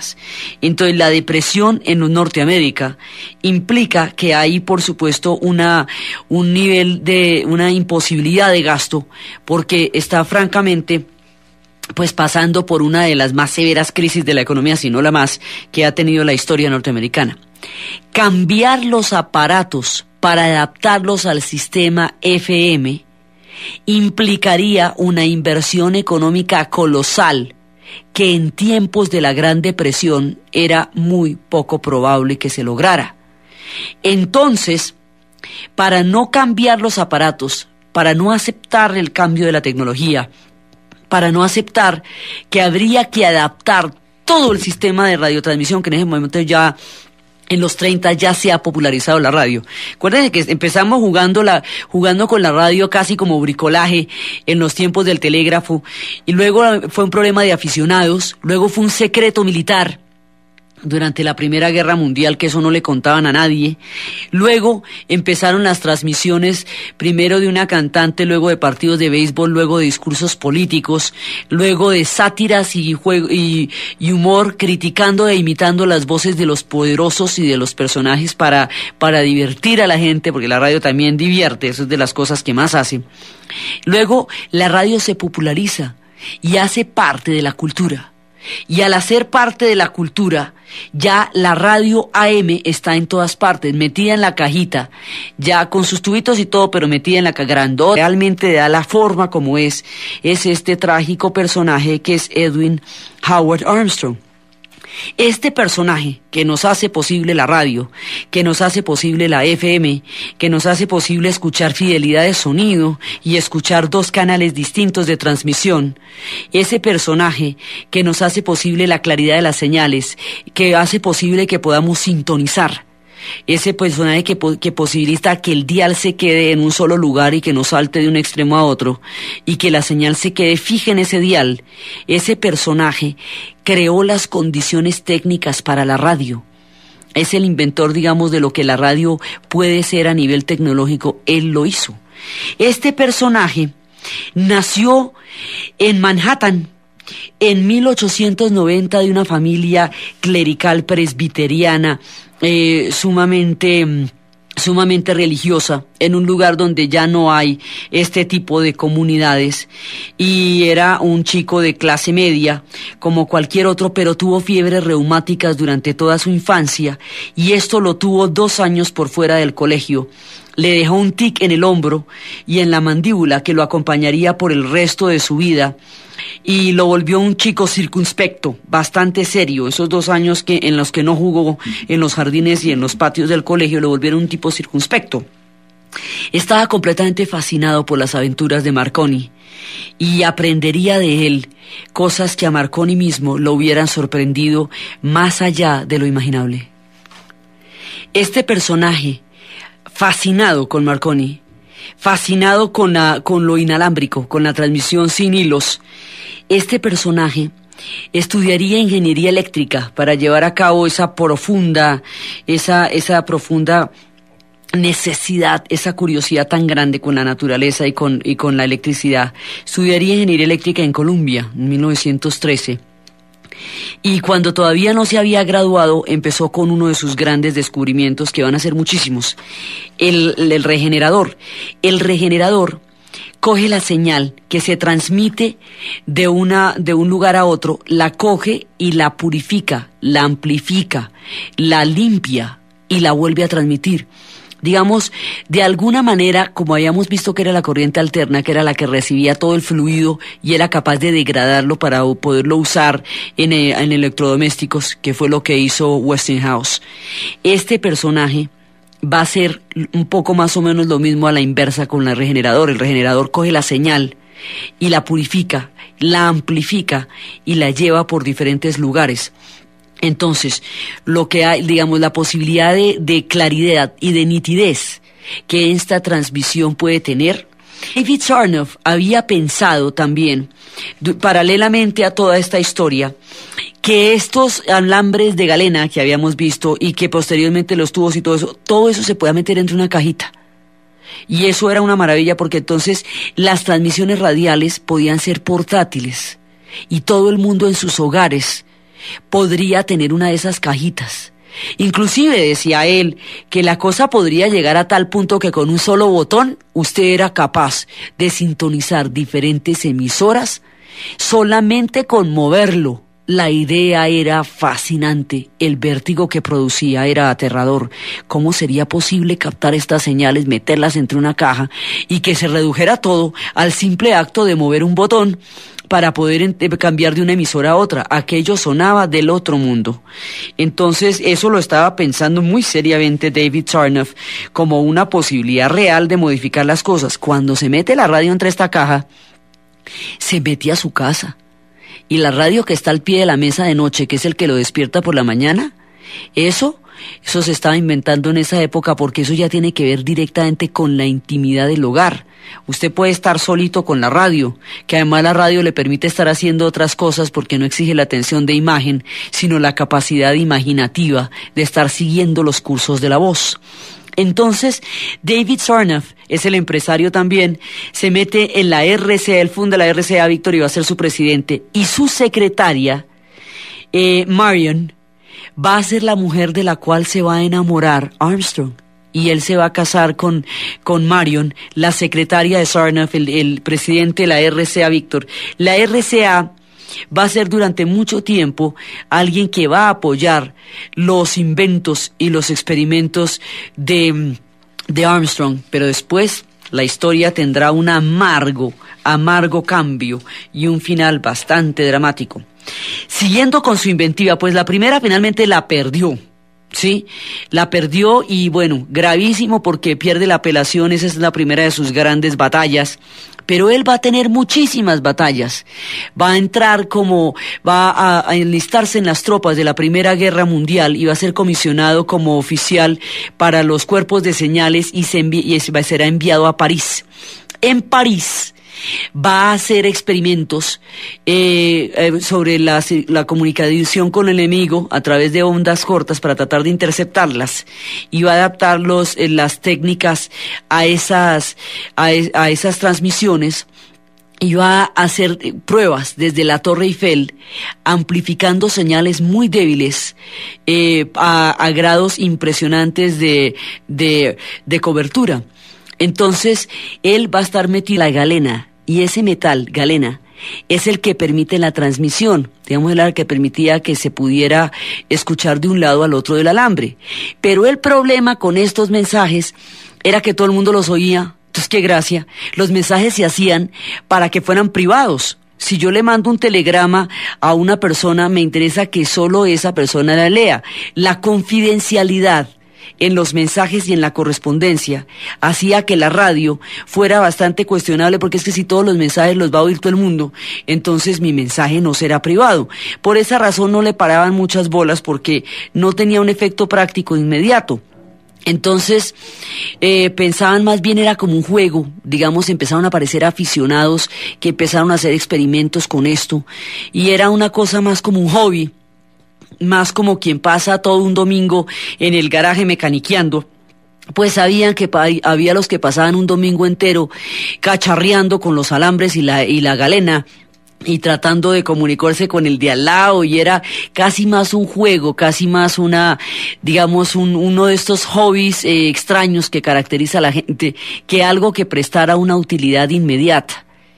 La cosa se vuelve importante cuando uno de los telegrafistas de los barcos que estaban cerca del Titanic recibe la señal y alcanza a avisar de la tragedia para los equipos de rescate. Entonces se dan cuenta que la radio puede ser importante, y que no solamente existen los mensajes privados confidenciales, que son los que se transmiten a través de los telégrafos, sino que hay mensajes que son necesarios para todo el mundo, y que es necesario que una gran cantidad de gente o bastante gente lo escuche de una manera instantánea, a diferencia de la prensa. Hasta antes de la radio, el que se ocupaba de la difusión masiva de mensajes, más allá de, el que trascendía la carta o el que trascendía el telegrama, era el periódico. El periódico sí tenía la intención de difundir las ideas. No así el telégrafo, porque el telégrafo estaba hecho para los mensajes. Pero con el Titanic, con la emergencia del Titanic, se piensa muy seriamente en la necesidad de transmitir para varias personas de manera instantánea. De manera instantánea era realmente el quid del asunto, algo que se necesita que mucha gente oiga. Entonces ya pasamos lo privado, la correspondencia, a meternos con un alcance social. Y ahí empieza la historia de la radio. Nadie se había metido con ella por ella misma, porque no se le veía en ese momento la necesidad. El hundimiento del Titanic crea la necesidad de que este tipo de mensajes sean reconocidos de una manera rápida. La radio fue surgiendo, de la patente se quedara sin el invento, porque es que él podía hacer miles de inventos. Él fue el que solucionó casi todos los problemas técnicos de la radio. La transmisión, la oscilación, la limpieza de frecuencia, la capacidad de mantener estable una transmisión, la capacidad de poder ser sintonizados, todo eso, todos los problemas técnicos, hay toda una tecnología que hace posible que ustedes escuchen esa voz. Esa tecnología es la que creó Armstrong, resolviendo problemas, como hacía Howard Hughes con los aviones. Lo mismo que Howard Hughes resolvió los problemas de presión en el avión, de la presurización del avión, de la altura, de la altitud para lograr mayor velocidad, del tren de aterrizaje para que el riesgo fuera mucho menor. Bueno, lo mismo hace Armstrong en la radio, exactamente lo mismo. Entonces el otro va viendo cómo las señales se pueden hacer más claras, más estables, cómo se pueden manejar de mejor manera. Y eso más adelante, y una vez solucionados todos estos problemas técnicos que Armstrong le dio a la radio, una vez solucionado todo eso, más adelante la radio se va a transistorizar, es decir, se van a inventar circuitos pequeñitos donde todo esto esté completamente, digamos, contenido, pero ya no en esos tubotes grandotes, de estos aparatos todos armatrostosos, sino en pequeñas unidades. Por eso es que las radios pueden ser pequeñitas hoy día.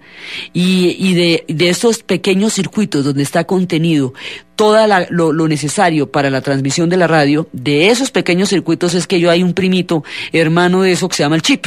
Y de ese primito hermano chip es que van a nacer los computadores. Tremendo. Esa es la tercera mutación en la revolución industrial. Entonces, porque antes la radio era así de grande, que es, digamos, como un viejo chiste que le tenían a la tecnología soviética, de un hombre parado en la Plaza Roja con un par de maletas del tamaño de antiguos baúles de abuela. Entonces, un admirador de la tecnología rusa le comentaba a un amigo cómo ellos habían resuelto todos los problemas. Le preguntó qué horas eran. El hombre le dio la hora satelital, la hora en cada uno de los países, junto con el calendario lunar, con el calendario solar. Le dio la hora, le dio los equinoccios, le dio todo. Y le preguntaron qué eran esas dos maletas. Y el hombre dijo, las pilas. Entonces, precisamente para evitar estos problemas de las caricaturas de la tecnología soviética fue que se crearon los transistors. Para sacar esos radios de esos tamaños enormes y armatrostudos y volverlos pequeñitos. Y por eso usted me puede estar escuchando desde una cajita pequeñita, la puede tener ahí puesta, la puede tener entre el bolsillo, la puede tener ahí al lado. Usted escoge el tamaño porque existe la tecnología del transistor. Pero antes del transistor, lo que existían eran estos tubos. Sin Armstrong, ninguna de las cosas hubiera podido ser posible porque él resolvió tantos problemas técnicos para la transmisión radial como todo el estudio de la inventiva para poderlo lograr. Más adelante, ya solamente hasta los 40, ya durante la Segunda Guerra Mundial, es que se va a permitir, ¿cómo era la pelea de tenaz?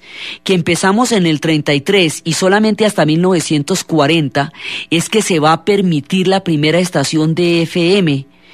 Y eso la va a poner él de su propio bolsillo en el Hudson River, y va a ser la primera transmisión en el río Hudson, de ahí hasta los Alpes, y eso, y eso se va a volver un problema federal. Ahora, durante la Segunda Guerra Mundial, las transmisiones en FM él las va a dar totalmente gratis, porque es su contribución al ejército norteamericano y a la guerra. Entonces la FM tendrá las frecuencias de limitado poder solamente en manos del ejército, porque ahí en ese momento las transmisiones de FM son de carácter militar reservado por la guerra. Y por un lado, y por el otro lado, esas transmisiones de FM son la base del radar. Y después lo que va a ser la televisión tiene que tener el sistema de FM, porque las televisiones tienen ese sistema también.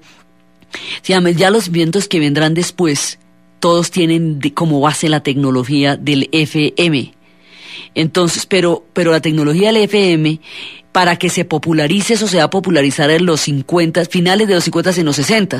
Ya en los 60 es que la tecnología de la FM va a tener todo el alcance y la capacidad de difusión. Pero esto empezó en los 30, podríamos haber dispuesto esa tecnología desde 1930, solo que la pelea legal, la pelea por ahogar el sistema para evitar el costo y la inversión que significaría adaptar y asumir tecnológicamente el sistema FM cuando todas las radios estaban funcionando con el sistema AM. Para evitar eso, es decir, por un motivo puramente económico, primero le intentan quitar la licencia y luego le logran activar las leyes en su contra, de manera tal que las transmisiones de FM queden tan restringidas por la ley que sean virtualmente inexistentes. Entonces, no porque no se puedan, sino porque la ley las prohíbe, las restringe. Por eso los circuitos de FM fueron durante mucho tiempo minoritarios y sería la AM la que más se conocería, porque esa es la pelea de la RCA contra Armstrong, quien daría una amarguísima batalla. Ahora, esta batalla era particularmente amarga porque es que era contra la madre patria, ¿me entiende?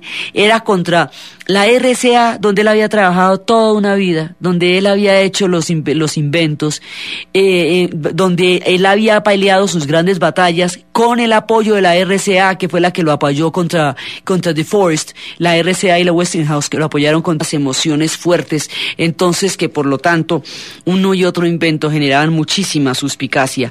La radio parecía una cosa sospechosísima, porque todo el mundo oyendo lo mismo. ¿De dónde? Eso de todas maneras era muy raro. Eso no era una cosa que la gente pudiera asimilar con facilidad. Las primeras transmisiones de radio se hicieron, las primeras fue una canción de una cantante inglesa, y luego fueron las transmisiones deportivas, un partido de béisbol en los Estados Unidos. Digamos, la radio se está perfeccionando al mismo tiempo en los Estados Unidos y en Europa, porque acuérdense que lo que hemos visto de todos los inventos es que hay una relación simultánea en los procesos de creación, y esos procesos de creación llegan a complementarse hasta traducirse en una mutación tecnológica, y siempre hay un empresario que es el que los hace viables y los hizo conocer. Entonces, ese ciclo lo hemos visto en todos los sectores que hemos intentado y en todos los empresarios que hemos visto. Vemos la simultaneidad de los inventos, vemos la manera como se cruzan las variables para producir saltos tecnológicos, y a los empresarios que hacen que todo el mundo los conozca y que invierten, digamos, que son los que creen en el sueño, en la innovación, en la genialidad, en la idea, en la posibilidad, en la quimera, en lo que sea, pero creen, invierten y lo hacen posible, y sin ellos los inventos no se conocerían. Entonces, resulta que la radio empieza primero por la cantante inglesa, luego un partido de béisbol, y luego empieza la sátira a los poderosos. Esto de caricaturizar a los poderosos, eso sí es viejo como la radio. Es uno de sus primeros inventos y es una de las cosas que más va a popularizar mediante la ironía, mediante la comedia, mediante la sátira. Va a causar hilaridad y va a causar curiosidad en los oyentes y va a convertir a una masa de público en personas que habitualmente van a escuchar la radio y van a escuchar los programas de humor, las transmisiones deportivas, los discursos políticos, los cantos, y se va a crear un mundo sonoro, un mundo para los oídos, un mundo para la imaginación. Este mundo para la imaginación, este mundo del sonido, va a generar una cultura que Woody Allen mostraría en una película que se llamaría Los días de radio. Era a través de la radio que se escuchaban los mensajes también de una persona que busca a otra, de una persona que le quiere mandar un mensaje de amor a otro, la canción favorita que usted quiere volver a escuchar y que pone una y otra vez la radio para escucharla. La familia se uniría alrededor de la radio, y alrededor de la radio escucharían juntos las radionovelas AM. Es una manera, o sea, amplitud modulada, es una manera de medir las transmisiones radiales a través de la amplitud de una onda. Digamos, eso que ustedes escuchan son ondas. Esas ondas tienen, digamos, una forma, ¿cierto? Esa forma y esa, digamos, lo que va del comienzo de una onda al fin de una onda es lo que llamamos amplitud. La amplitud modulada es lo que llamamos AM. Y es el sistema de transmisión de AM en la radio. Ese sistema de transmisión tenía muchos ruidos, de todas maneras, y tenía estática. Y él va a considerar que para purificar el sonido que se transmite a través de la AM hay que cambiar el patrón de medida. No vamos a medir las ondas por su amplitud, es decir, por el punto en que comienzan hasta el punto en que terminan. Más bien, vamos a estudiar otra manera de transmitir. O sea, vamos a cambiar completamente el sistema. Ese no lo vamos a modificar, vamos a cambiar todo. Vamos a medirlas más bien por la frecuencia. Cada vez que empieza una onda y termina una onda, entonces empieza una onda y termina una onda, ¿cierto? Luego empieza otra y termina, luego empieza otra y termina. Cuando una onda empieza y termina, y otra empieza y termina, y otra empieza y termina, ahí hay una frecuencia. que es, digamos, la distancia en el tiempo entre que una onda empieza y termina y que se produzca otra que empiece y termine. Si nosotros, en lugar de transmitir por la amplitud, es decir, por el trayecto entre el comienzo y el fin de una onda, transmitimos por la frecuencia, es decir, por el tiempo que transcurre entre el momento en que una onda aparece y desaparece, entonces logramos una mayor fidelidad de sonido. Estamos transmitiendo en un espectro distinto, ese plano distinto, esa dimensión distinta, nos permite a nosotros mayor fidelidad de sonido y nos permite transmitir a través de dos canales, de manera que se escuche un sonido en un canal y otro en otro. Esto en la música hace que usted pueda escuchar las flautas en un lado, los violines en el otro, la batería en el otro lado, sí, digamos, que pueda sentarse a escuchar música y a diferenciar los sonidos.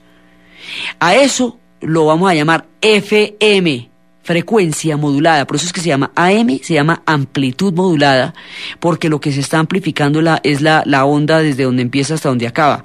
Y la FM la vamos a llamar frecuencia modulada, que es la que va de la distancia en el tiempo entre una onda y otra.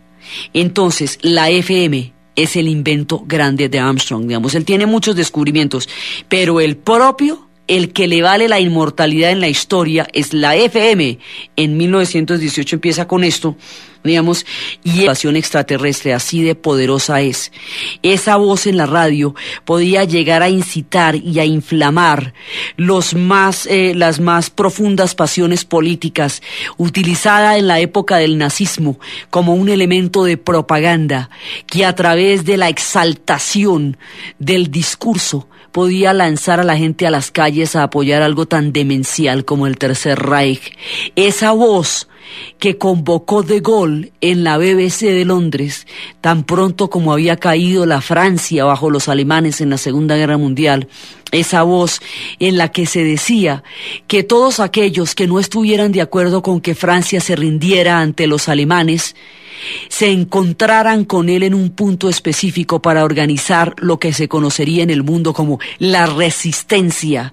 De Gaulle llamaba a resistir, a no aguantar la dominación alemana de ninguna manera, porque eso sería indigno para el pueblo francés, y es a través de la radio y de la transmisión de la BBC que De Gaulle organiza la resistencia francesa, que crearía una Francia libre, que combatiría durante toda la guerra contra la invasión alemana y que sería la Francia del futuro. Es a través de la voz de la radio, como terminada la Segunda Guerra Mundial, cuando 200 japoneses se hicieron el harakiri frente al templo del emperador por no poder soportar la vergüenza de vivir en un país vencido y humillado por la derrota en la Segunda Guerra Mundial, y el emperador Hirohito, en un pueblo donde el culto al emperador es una religión que se llama el Shinto.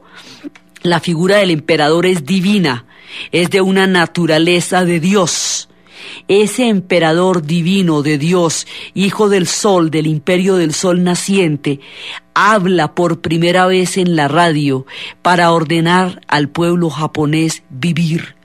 Les dice que la vida le pertenece a él, y como a él pertenece no se la pueden quitar, y en la medida en que no se la pueden quitar, él ordena vivir. Un Dios ha hablado por la radio. Es la primera vez que una transmisión divina se escucha, porque dentro del culto japonés era el mismísimo Dios descendiente del sol el que les está ordenando vivir, y solo por eso se salvan los japoneses, para poder conocer un nuevo futuro, porque del exterminio a sus propias manos, del suicidio generalizado, hubiera sido muy difícil sacarlos por una autoridad distinta a la divina, y hubiera sido muy difícil transmitirla por un medio diferente a la radio, porque la radio en ese momento sí alcanzaba a todos los japoneses, y fue la primera vez que se rompió ese hálito de distancia imperial y celeste que tenía el emperador japonés para escucarlo a través de las ondas de la radio. Increíble, increíble.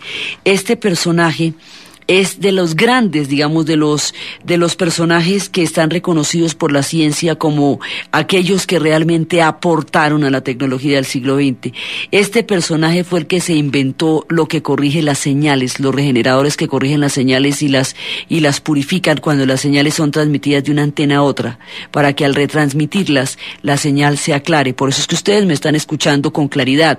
Si no existieran los inventos de Armstrong, estarían escuchando una cantidad estática y una cantidad de ruidos, y las señales no tendrían ninguna claridad. La tienen porque Armstrong se inventó el regenerador. Armstrong se inventaría los sistemas de tubos junto con De Forest, los primeros sistemas de tubos, y se inventaría lo más importante por lo que sería conocido, la FM. El sistema FM de radio, que es el sistema por el que funcionarían después los radares, por el que funcionan los estéreos, por el que funcionan los aviones, los transmisores, la televisión, todo eso tiene los sistemas de FM, y él se inventó todo eso. Se lo inventó en un mundo que tal vez no estaba todavía listo para llegar a comprender todos estos inventos, y solamente décadas después de su trágica muerte serían asimilados como una parte insustituible de la cultura y de la civilización actual. Un visionario, un inventor, un personaje con una genialidad única. Este personaje nos trae los días de radio, nos trae todas las figuras de lo que va a ser la radio. Cuando la radio aparece, ella es una hijita del telégrafo. En realidad lo que todo el mundo estaba buscando era el telégrafo. La idea era enviar mensajes y Marconi estaba ocupándose de ello. Entonces, el problema con la radio, porque por la misma vía que usted podía mandar los mensajes, por esa misma vía usted podía hacer transmisiones radiales, que eran un alambre con dos audífonos y un metal que se llamaba la galena, y ese metal, galena, es el que permite la transmisión, digamos, el que permitía que se pudiera escuchar de un lado al otro del alambre. Pero el problema con estos mensajes era que todo el mundo los oía. Entonces, qué gracia, los mensajes se hacían para que fueran privados. Si yo le mando un telegrama a una persona, me interesa que solo esa persona la lea. La confidencialidad en los mensajes y en la correspondencia hacía que la radio fuera bastante cuestionable, porque es que si todos los mensajes los va a oír todo el mundo, entonces mi mensaje no será privado. Por esa razón no le paraban muchas bolas, porque no tenía un efecto práctico inmediato. Entonces, pensaban más bien era como un juego, digamos, empezaron a aparecer aficionados que empezaron a hacer experimentos con esto, y era una cosa más como un hobby. Por eso es tan desarrollada, porque no existía otra manera de vulnerar nuestras gigantescas e imponentes montañas de la cordillera de los Andes, como no fuera por esa radio. Esa radio que durante tanto tiempo convocó a todo el mundo con sus canciones melosas, con sus mensajes, con sus concursos, con sus historias, con sus secretos, con sus radionovelas, con sus historias de suspenso, con sus programas de variedad. Esa radio en torno a la cual se reunía la familia y la mujer tejía y el hombre miraba, leía, y todos los demás estaban alrededor de la radio. Esa radio que durante mucho tiempo fue la imagen, durante mucho tiempo fue, digamos, el referente que el mundo tenía de lo que estaba pasando. Antes de que existiera la imagen existía el sonido, y el sonido conectaba la imaginación del mundo a través de este aparato y de esta transmisión. Esa radio a través de la cual todavía se pueden escuchar grandes historias, porque en la medida en que no se ven, la imaginación hace todo el trabajo. La voz es el vehículo para activar la poderosa imaginación de quien a través del oído le llegan las historias desde los lugares más remotos. Esa radio donde uno puede transmitir los climas y las nevadas, y puede crear los ambientes y las sensaciones con armas no distintas a la palabra misma. Esa radio que ha creado todo un espectro, todo un imaginario. Esa radio que ni siquiera derrotaron las grandes imágenes, porque todavía los adolescentes viven pegados a la radio, y todavía a través de la radio es que se comunican, y con los disjockeys es que hablan. Toda esa radio que ha permeado la cultura tiene un desarrollo, y ese desarrollo tiene un papá, como muchos, ya hay muchos inventores al mismo tiempo, pero el que realmente da la forma como es este trágico personaje que es Edwin Howard Armstrong. Este personaje que nos hace posible la radio, que nos hace posible la FM, que nos hace posible escuchar fidelidad de sonido y escuchar 2 canales distintos de transmisión, ese personaje que nos hace posible la claridad de las señales, que hace posible que podamos sintonizar, ese personaje que posibilita que el dial se quede en un solo lugar y que no salte de un extremo a otro, y que la señal se quede fija en ese dial, ese personaje creó las condiciones técnicas para la radio.